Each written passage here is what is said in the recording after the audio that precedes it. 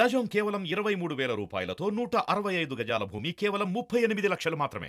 సరే, అంబటి రాయుడు కూడా పార్టీకి రాజీనామా చేసినట్టు కూడా ఎందుకబ్బా, ఆయన వచ్చిందే మొన్ననో నిన్ననో ఇంకా పూర్తయిన పార్టీ దీనికి కూడా కాలేదు. ఆయన ఏ రీజన్తో వచ్చారో, ఇప్పుడు ఏ రీజన్ చేశారని ఆయన అంటున్నారో కూడా తెలియదు. ఏదో ట్వీట్ ఇచ్చారని అంటున్నారు. దాని అసలు వచ్చింది ఎందుకు వచ్చారో కూడా పూర్తి తెలియదు. అభిమానంతో వచ్చింటే ఆయన కూడా అక్కడ ఏమన్నారు, కొద్ది కాలం పాటు దూరంగా ఉండదలుచుకున్నారు. రీజన్స్ తెలియాలి. తెలిసినాక దాని గురించి ఏమన్నారు. షర్మిల గారు కూడా కాంగ్రెస్ పార్టీలో చెప్పాలనుకున్నారు, మీకు చెప్పలేదు. కాంగ్రెస్ పార్టీలో చేరారు, పార్టీలు కూడా విలీనం చేశారు. మరి ఆ పార్టీలో జాయిన్ అవ్వటం మరి వైసీపీకి ప్లస్ అవుతుందా మైనస్ అవుతుందా, అసలు మీరేమన్నా?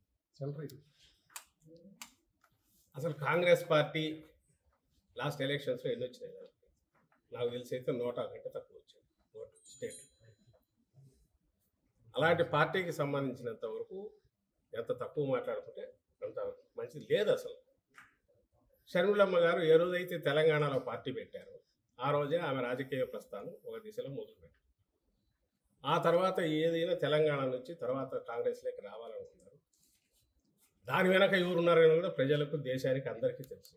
ఈరోజుకు తెలుసు. చంద్రబాబు నాయుడు అనే వ్యక్తి అన్ని రకాలుగా ఒకవైపు కాంగ్రెస్ను మేనేజ్ చేస్తూ, ఇంకోవైపు బీజేపీలో తన మనుషుల ద్వారా మేనేజ్ చేస్తూ, పవన్ కళ్యాణ్ను, జనసేనను మేనేజ్ చేస్తూ, నేను ఎప్పుడు అంటుంటాను, ఆర్కెస్ట్రా ఏ నుంచి జెడ్ వరకు రకరకాల పార్టీలను, వ్యక్తులను అందరినీ ఇచ్చేస్తూ జగన్మోహన్ రెడ్డి గారు టార్గెట్గా ఎట్లా ఒట్లా అర్జెంటుగా ఆయన దించాలి. ఎందుకంటే వేరే రకంగా ఎదుర్కోలేడు కాబట్టి ప్రజల్లోకి వచ్చి కానీ ప్రజల సమస్యల గురించి దాని మీద యాక్ట్ చేసి కానీ, లేదా నేను అధికారంలో ఉన్నప్పుడు ఇది చేశానని చెప్పుకునే ఘనకార్యం లేదు కాబట్టి అది లేదు.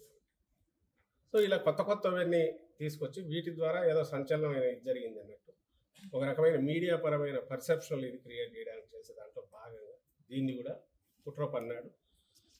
రకరకాల దీనితో ఇప్పుడు ఏదైతే షర్మిలమ్మ గారు చేరారో అది జరిగింది.